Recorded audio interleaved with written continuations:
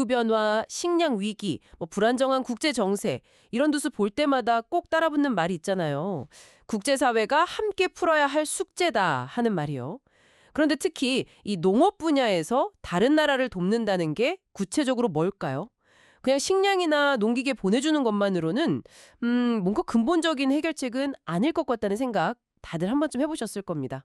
과학기술정책연구원 스테피라고 하죠. 이 스테피의 정책 보고서가 바로 이 질문을 정면으로 다루고 있더라고요.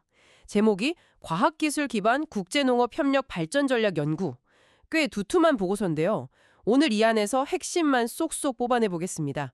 한국의 국제농업 협력이 지금 어디쯤 와 있고 또 앞으로 어디로 가야 하는지 그 큰 그림을 당신이 확실하게 이해할 수 있도록 말이죠. 다른 나라들의 아주 흥미로운 성공, 그리고 또 뼈아픈 실패담부터 우리나라의 현실적인 고민, 미래를 위한 청사진파지 지금부터 함께 파헤쳐보시죠. 좋습니다. 이게 파고들면 생각보다 훨씬 복잡하고 또 재미있는 이야기들이 많거든요. 그렇죠. 보고서를 보니까 국제농업협력을 더 이상 단순한 원조나 자선으로 봐서는 안 된다. 아주 강하게 이야기하던데요. 이걸 이해하려면 먼저 두 가지 큰 개념부터 잡고 가야 할 것 같아요. 맞습니다. 첫 번째가 바로 농업 글로벌 가치사슬, 영어로는 AGVC라고 하는 개념입니다.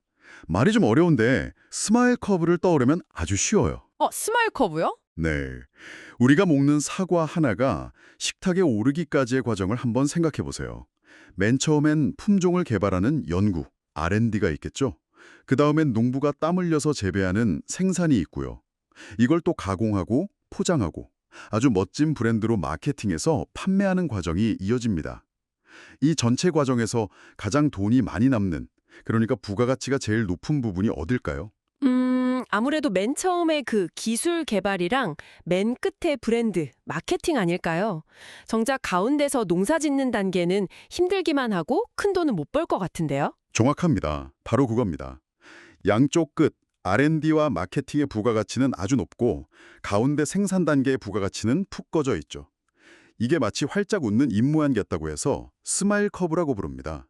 그리고 국제 농업의 현실은 보통 선진국들이 이 스마일 커브의 양쪽 끝, 그러니까 고부가가치 영역을 꽉 쥐고 있고요.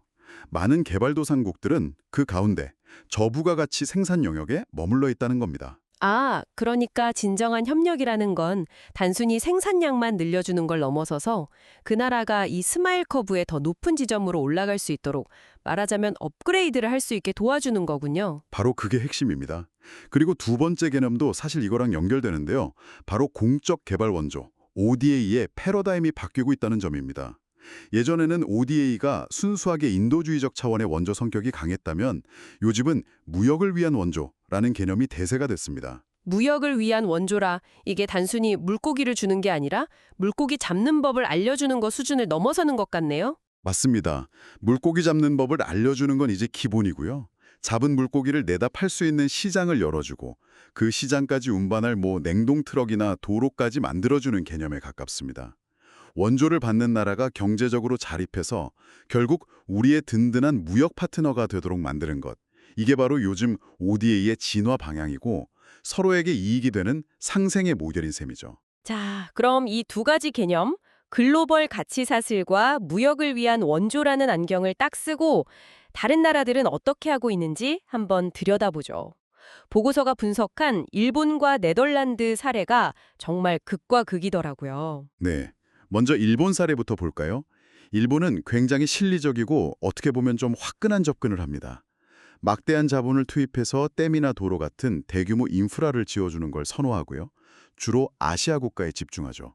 또 하나 특징은 그냥 공짜로 주는 무상원조보다는 나중에 갚아야 하는 장기 저리 차권의 비중이 높다는 겁니다.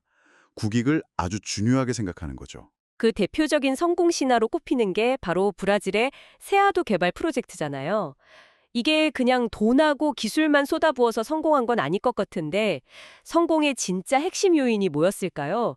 어떻게 그 척박한 불모지가 세계적인 콩 생산지라 될 수 있었던 거죠? 좋은 질문입니다. 일본은 단순히 돈만 된 게 아니에요. 일본의 자본, 그리고 상사들의 글로벌 네트워크에다가 브라질 농업연구청의 토양연구 기술이 결합된 완벽한 합작품이었습니다. 브라질은 그 산성 토양을 개량하는 기술을 개발했고요. 일본은 그 기술을 대규모 농장에 적용할 수 있는 자본과 기계, 그리고 수확한 콩을 팔아줄 국제 시장을 제공한 겁니다. 무려 20년이 넘는 장기적인 협력을 통해서 브라질은 세계적인 농업 대국으로 발돋움했고, 일본은 안정적인 식량 공급처를 확보했죠. 양국 모두에게 정말 엄청난 이익을 가져다 준 말 그대로 전설적인 성공 사례입니다. 와. 하지만 이런 성공 공식이 언제나 통하는 건 아니었죠. 아프리카 모잠비크에서 야심차게 추진했던 그 프로사바나 프로젝트는 왜 그렇게 처참하게 실패한 건가요? 브라질의 성공 모델을 그대로 가져다 쓴 거 아니었나요? 바로 그대로 가져다 쓴 것이 실패의 가장 큰 원인이었습니다. 겉보기엔 브라질 세아도랑 비슷한 모잠비크의 사바나 지역에 일본 자본과 브라질 기술을 이식하려고 했죠. 그런데 결정적으로 간과한 게 있었어요. 바로 사람이었습니다. 세아도는 개발 당시에 거의 사람이 살지 않는 불모지였지만, 모잠비크 사바나는 수많은 현지 소농들이 대대로 살아온 삶의 터전이었거든요. 아, 현지 농민들 입장에서는 어느 말 갑자기 외국 자본이 들어와서 자기들 땅에 대규모 기업농을 짓겠다고 하니까 이게 원조가 아니라 땅을 뺏는 약탈로 보였겠군요. 정확합니다. 원조를 가장한 신식민주의라는 비판이 쏟아졌고, 현지 농민과 시민사회의 거센 저항에 부딪혀서 프로젝트는 결국 좌초되고 말았습니다. 아무리 좋은 성공 모델이라도 현지 상황에 대한 깊은 이해와 공감, 그리고 투명한 소통 없이는 이 복사, 붙여먹기가 얼마나 위험한지를 보여주는 뼈아픈 교훈을 남긴 거죠. 일본의 사례는 좋은 의도라도 현지와의 공감 없이는 실패할 수 있다는 걸 아주 극명하게 보여주네요. 그렇다면 이런 실패를 피하고 현지 파트너와 진정한 위닝 관계를 만든다는 네덜란드의 방식은 구체적으로 어떻게 다른 건가요? 네덜란드는 일본과는 정반대입니다. 원조는 전액 무상으로 지원하되, 앞에서 말씀드린 무역을 위한 원조 전략을 아주 정교하고 체계적으로 구사합니다. 협력 대상 국가를 원조 관계, 전환 관계, 무역 관계의 세 단계로 나눠서 맞춤형 지원을 해요. 최종 목표는 모든 파트너를 자립적인 무역 상대국으로 키우는 겁니다. 그 교과서적인 사례가 바로 네덜란드랑 케냐의 화훼 산업이죠. 이게 어떻게 작동하는 건지 좀 더 생생하게 설명해 주실 수 있을까요? 한번 상상해 보세요. 당신이 암스테르담 꽃집에서 산 아름다운 장미가 불과 24시간 전에는 케냐의 농장에서 피어 있던 겁니다. 이게 어떻게 가능할까요? 네덜란드는 일조량이 풍부하고 인건비가 저렴한 케냐에 장미 재배 기술을 하고 종자를 지원합니다. 그럼 케냐 농부들은 장미를 생산해서 일자리를 얻고 돈을 벌죠. 하지만 진짜 부가가치는 그 다음부터 나옵니다. 수확한 꽃을 신선하게 유럽까지 운송하는 항공물류, 콜드체인 시스템, 그리고 전 세계 바이어들이 참여하는 최첨단 전자 경매 시스템, 새로운 품종을 개발하는 R&D까지. 이 모든 고부가가치 영역은 네덜란드가 장악하고 있습니다. 잠깐만요. 듣다 보니까 이게 정말 완벽한 윈윈이라고 할 수 있을까요? 어떻게 보면 케냐는 저부가가치 생산 단계에 계속 머물게 하고 네덜란드가 핵심적인 이익은 다 가져가는 그런 구조처럼 들리기도 하는데요. 이건 신식민주의라는 비판을 받을 소지는 없나요? 굉장히 날카로운 지적이시고 실제로 그런 비판이 존재합니다. 하지만 다른 관점에서 보면 네덜란드의 개입 덕분에 케냐에는 이전에 존재하지 않았던 거대한 화훼 산업 자체가 생겨났습니다. 수십만 개의 일자리가 창출됐고 케냐의 가장 중요한 수출 품목이 됐죠. 물론 가치사슬의 상위 단계로 올라가기 위한 케냐의 노력이 계속되어야겠지만, 아무것도 없는 상태에서 시작해서 세계 시장의 일부가 되게 한 것 자체를 중요한 성과로 보는 시각도 많습니다. 완벽한 모델은 아닐지라도 양쪽 모두에게 실질적인 이익을 가져다 준 건 분명하죠. 그런 논쟁 자체가 이 모델이 얼마나 복합적인지를 보여주는군요. 그런데 보고서를 보니까 이런 네덜란드에서도 최근에는 또 다른 목소리가 나오고 있다고요. 네, 바로 농업 생태학이라는 흐름입니다. 지금까지의 방식이 너무 생산성과 효율만 강조한 나머지 환경 파괴나 생물 다양성 감소 같은 부작용을 낳았다는 반성에서 출발한 움직임이죠. 이제는 국제농업협력이 단순히 돈을 버는 것을 넘어서 지속 가능성이나 환경 정의 같은 가치도 함께 고려해야 한다는 목소리가 커지고 있습니다. 아무리 성공적인 모델이라도 시대의 변화에 맞춰서 끊임없이 진화해야 한다는 걸 보여주는 대목입니다. 자, 그렇다면 이 모든 논의의 장에서 대한민국은 어디에 서 있을까요? 보고서가 진단한 우리의 현실은 기대와 우려가 좀 뒤섞여 있더군요. ODA 예산 중에 농업 분야 비중이 다른 선진국보다 높은 편이라는데 과연 그 돈을 잘 쓰고 있는 걸까요? 보고서의 진단은 한마디로 여러 요리사가 한 주방에서 각자 다른 요리를 서로 소통 없이 만들고 있는 상황이라고 요약할 수 있습니다. 농림축산식품부, 농촌진흥청, 외교부 산하의 코이카, 심지어 산업통상자원부까지 여러 부처가 각자 국제 농업협력 사업을 벌이고 있거든요. 부처 간의 칸막이, 이른바 사일로 효과가 문제라는 거군요. 보고서가 짚어낸 한계점이 아주 뼈 아프던데요. 첫 번째가 바로 교통정리가 안 된다는 거죠. 맞습니다. 부처마다 하는 일이 비슷비슷해서 중복되는 게 너무 많다는 겁니다. 예를 들어서 농촌진흥청은 기술협력이라는 이름으로, 코이카는 프로젝트나 개발 컨설팅이라는 이름으로 사업을 하는데 먹상 내용을 뜯어보면 본질적으로는 같은 일을 각자 하고 있는 경우가 많다는 거죠. 이러니 효율이 떨어질 수밖에요. 그리고 또 하나, 우리가 국제적인 흐름을 잘 못 따라가고 약간은 좀 과거 방식에 머물러 있다는 지적도 있었어요. 네, 우리는 여전히 수원국 현장에 가서 직접 기술을 가르쳐주고 시범 농장을 만드는 방식에 집중하는 경향이 강합니다. 물론 그것도 중요하지만 네덜란드 사례처럼 그 나라가 스스로 시장에 접근하고 정책 제도를 개선하고 무역 인프라를 갖추도록 돕는 종합적인 무역을 위한 원조 관점은 아직 부족하다는 평가입니다. 제가 보고서에서 가장 좀 충격적으로 본 부분은 이 모든 걸 아우르는 국가 차원의 큰 그림, 그러니까 장기적인 전략이 없다는 지적이었어요. 아니, 각 부처가 이렇게 열심히들 하는데 국가 차원의 컨트롤 타워가 없다는 게 이게 말이 되나요? 그럼 지금 우리가 쓰는 돈과 노력이 그냥 다 흩어지고 있다는 얘기잖아요. 안타깝지만 보고서의 진단은 그렇습니다. 예를 들어 우리가 가진 강점인 스마트팜 기술이나 디지털 농업을 어떤 국가에 어떤 방식으로 전수해서 장기적으로는 우리 기업의 진출 발판으로 삼고 동시에 그 나라의 식량 문제 해결에도 기여할 것인가 하는 이런 식의 큰 그림이 부족하다는 거죠.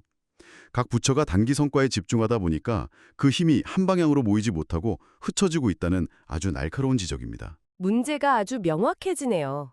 다행히 보고서는 문제 제기에서 그치지 않고 한국형 국제농업협력을 위한 새로운 설계도를 구체적으로 제시하고 있습니다. 한번 들어볼까요? 보고서는 크게 5가지 핵심 전략을 제안하는데요. 꽤 현실적입니다. 첫 번째는 현재 농촌진흥청이 해외 22개국에서 운영 중인 해외 농업기술개발센터, 즉 코피아 센터의 역할을 대대적으로 바꾸자는 겁니다. 지금은 주로 현지 기술지원 사무소 같은 역할을 하는데 이걸 어떻게 바꾸자는 건가요? 단순한 기술지원 센터를 넘어서는 건가요? 그렇습니다. 현장에서 기술 지원만 하는 걸 넘어서 흩어져 있는 여러 부처의 R&D와 ODA 사업을 현재에서 총괄 조정하는 글로벌 전진기지로 기능을 확대하자는 제안입니다. 현지 사정을 가장 잘하는 코피아 센터가 일종의 야전 사령부, 즉 컨트롤 타워 역할을 맡아서 사업 간의 시너지를 극대화하자는 거죠. 오, 현장에 힘을 실어주자는 거군요. 두 번째 제안은 국가별 맞춤 전략을 세우자는 건데 이건 당연한 말 같으면서도 그동안 잘 안 됐던 부분인 것 같아요. 맞습니다. 베트남의 쌀 생산성 향상 문제와 세네갈의 사막화 방지 문제는 접근법이 완전히 달라야겠죠. 각국의 발전 단계와 농업 환경, 그리고 우리의 국익까지 종합적으로 고려해서 이 나라와는 5년 뒤, 10년 뒤에 어떤 파트너십을 맺을 것인가 하는 정교한 국가별 맞춤형 전략을 수립해야 한다는 겁니다. 모두를 위한 전략은 누구를 위한 전략도 아니다라는 말을 되새겨야 합니다. 결국 앞서 지적된 문제인 부처 간 중복을 막기 위한 교통정리가 세 번째 제안으로 이어지겠네요. 네, 명확한 역할 분담이 시급합니다. 보고서는 예를 들어 농림축산식품부는 정책이나 제도 개선, 시장 접근성 같은 큰 그림을 그리고 농촌진흥청은 현장에 맞는 기술 R&D와 보급에 집중하고 외교부, 그러니까 코이카는 새로운 협력 분야를 발굴하고 성과를 확산하는 역할을 맡는 식으로 각자 가장 잘하는 분야에 집중하자고 제안합니다. 마지막으로 결국 이 모든 걸 실행할 사람과 시스템을 정비해야 한다는 제언으로 마무리되죠. 그렇습니다. 아무리 좋은 전략도 사람이 없으면 무용지물이니까요. 농업기술도 알고 국제개발의 논리도 이해하는 융합형 전문 인력을 체계적으로 키워야 합니다. 그리고 여러 부처와 기관의 협력을 실질적으로 조율할 수 있는 글로벌 농림협력협의회 같은 컨트롤 타워의 권한과 역할을 강화해서 이름뿐이 회의가 아니라 진짜 정책을 결정하고 조율하는 기구로 만들어야 한다는 겁니다. 다른 나라를 농업으로 돕는다는 단순한 질문에서 시작해서 글로벌 가치사슬, ODA 패러다임의 변화, 일본과 네덜란드의 극적인 성공과 실패, 그리고 대한민국의 미래 전략까지 정말 깊이 파고 들어왔네요. 오늘 나눈 이야기에서 가장 중요한 변화의 방향을 딱 한 문장으로 요약하자면 단순 원조에서 상생하는 파트너십으로 나아가야 한다는 겁니다. 우리가 가진 뛰어난 농업 과학기술을 활용해서 단지 식량 생산을 늘려주는 것을 넘어 수원국이 지속 가능한 경제 생태계를 스스로 구축하도록 돕는 것, 그것이 장기적으로 우리 국익에도 도움이 되고 국제사회에서 한국의 위상을 제대로 높이는 길이라는 점을 보고서는 강조하고 있습니다. 맞습니다. 오늘 우리가 살펴본 보고서는 주로 정부 주도의 ODA에 초점을 맞추고 있었죠. 하지만 네덜란드의 화훼산업 사례에서 봤듯이 민간 기업의 역할이 결정적으로 중요할 수 있습니다. 보고서 역시 민관 협력의 확대를 중요한 과제로 제안하고 있고요. 여기서 당신에게 마지막으로 이런 질문을 던져보고 싶습니다. 국익과 인도주의라는 두 가지 목표를 가진 정부의 원조와 이윤 추구가 본질인 민간 기업의 투자, 이 둘 사이의 이상적인 균형점은 과연 어디일까요? 이 둘은 더 나은 글로벌 식량 시스템을 위해 진정으로 손잡고 시너지를 낼 수 있을까요? 아니면 결국 한쪽의 논리가 다른 쪽을 지배하게 될까요? 이 질문에 대한 당신의 생각을 정리해 보시는 것도 오늘 나눈 이야기의 의미 있는 마무리가 될 것 같습니다.